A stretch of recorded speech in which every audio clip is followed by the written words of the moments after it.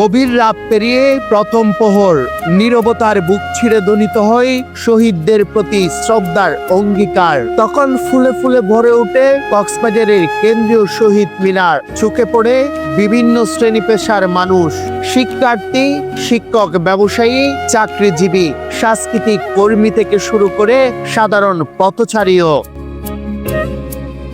প্রভাতের আলো ফোটার আগেই শুরু হয় শ্রদ্ধাঞ্জলি অর্পণ। এই আবেগঘন আয়োজনের মধ্য দিয়ে যথাযোগ্য মর্যাদায় পালিত হচ্ছে কক্সবাজারে অমর 21শে ফেব্রুয়ারি ও আন্তর্জাতিক মাতৃভাষা দিবস। সেদিন রাষ্ট্রীয় নিপীড়নের মুখে সালাম, বরকত, রফিক, জাব্বার সহ বহু তরুণ আত্ম উৎসর্গ করেন। তাদের সেই ত্যাগ কেবল ভাষার অধিকারী নিশ্চিত করেনি, বাঙালির স্বাধীনতার চেতনার ভিত দৃঢ় করেছে। তাই 21 আমাদের আত্মমর্যাদা ও সাহসের প্রতীক বলছেন কক্সবাজারের এই দুই নীতি নির্ধারক। ভাষা শহীদদের প্রতি অশেষ শ্রদ্ধা জ্ঞাপন করছি। জেলা প্রশাসন কক্সবাজারের উদ্যোগে মাননীয় সংসদ সদস্য, পুলিশ সুপার মহোদয় সহ বীর মুক্তিযোদ্ধা সহ সর্বস্তরের জনগণ আজকের এই শহীদ মিনারে শ্রদ্ধা জ্ঞাপন করছে। আমরা আমাদের নতুন প্রজন্মকে এই ভাষা শহীদদের যে ত্যাগ, তাদের যে শিক্ষা, এটা আমরা ছড়াই দিতে চাই। যতদিন বাংলাদেশ থাকবে, মাতৃভাষা বাংলা, এর প্রতি যে নতুন প্রজন্মের শ্রদ্ধা, ভালোবাসা, এটা চিরজাগরুক থাকুক, আমরা এই প্রত্যাশা করি। ভাষার মধ্য দিয়ে, উদ্দীপনার মধ্য দিয়ে 12 মিনিটে শ্রদ্ধা জানাতে আসবে। এইটাই মুক্তিযুদ্ধের চেতনা, এইটাই ভাষার চেতনা, এইটাই জাতীয়তাবোধ, এটাই বাংলাদেশের জাতীয়তাবোধ।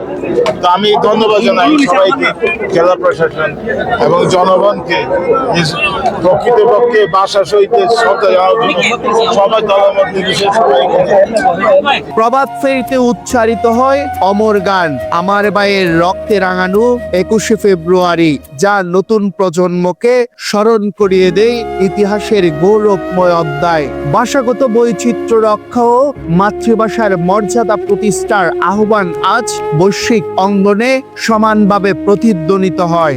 আমাদের বাঙালিদের জন্য, বিশেষ করে বাংলাদেশিদের জন্য একটা বিশেষ দিন, সেটা হচ্ছে আন্তর্জাতিক মাতৃভাষা দিবস।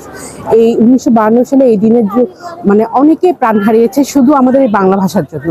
যদিও রোজার মাস, তবুও বাঙালি হিসাবে, বাংলাদেশি হিসাবে আমাদের শহীদদেরকে শ্রদ্ধা জানাতেই আজকে এখানে আসা। আমরা আসলে মুখের ভাষাটা বলতে চাই স্বাধীনভাবে। আমরা আজকে আন্তর্জাতিক মাতৃভাষা দিবস, বাঙালি একমাত্র জাতি যারা মাতৃভাষার জন্য প্রাণ দিয়েছিল 1952 সালের 21শে ফেব্রুয়ারি। সেটা তার ধারাবাহিকতায় আমরা এখন পর্যন্ত 26 সাল এখন চলছে, আমরা পালন করে যাচ্ছি। যারা ভাষার জন্য যুদ্ধ করছে, এটাই একমাত্র বাংলাদেশ যেখানে ভাষার জন্য রক্ত দিছে। 1952 সালের 21 ফেব্রুয়ারি মাতৃভাষা বাংলাকে রাষ্ট্রভাষা করার দাবিতে ছাত্র সমাজ রাজপথে নামলে গর্জে ওঠে প্রতিবাদের ঢেউ।